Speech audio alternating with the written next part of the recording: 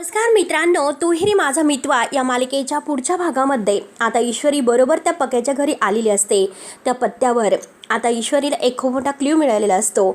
ईश्वरी बाहेर आता ह्या कर्णिकाला शोधत असते. कनू, काहीतरी मला तू इशारा दे ग, म्हणजे मी तुझ्यापर्यंत पोहोचू शकेन. आणि कनू, तू नक्की येते आहेस ना? प्लीज काहीतरी इशारा द्या. कनू खरंच खूप रडायला सुरुवात करते. त्यानंतर आता अर्णव त्या किडनॅपरला फोन करतो. आम्ही येथे लोकेशनवर पोहोचलेला आहोत, तू कुठे आहेत? तेव्हा त्याने तोंड बांधलेला असतो आणि तू वरती बघ असे अर्णवला म्हणतो. आणि तेवढ्यात आता कर्णिका रडत असते. तर आता ह्या ईश्वरीच्या कानावर आवाज येतो. आता ईश्वरी म्हणते की कनू, तू काही काळजी करू नकोस, लवकरच मात्र आता मामी येईल आणि तुला तिथून घेऊन जाईल.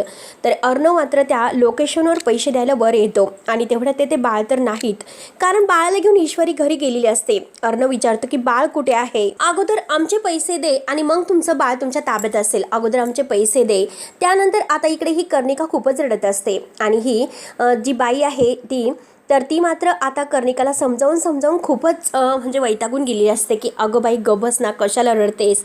आणि तेथे आता ईश्वरी आलेली आहे. ईश्वरी आल्या क्षणी आता खिडकीतून बाळाला पाहते आणि पाहता क्षणी मात्र तिला कर्णिका समोर त्या बाईजवळ दिसते. ईश्वरीला फारच मोठा धक्का बसतो.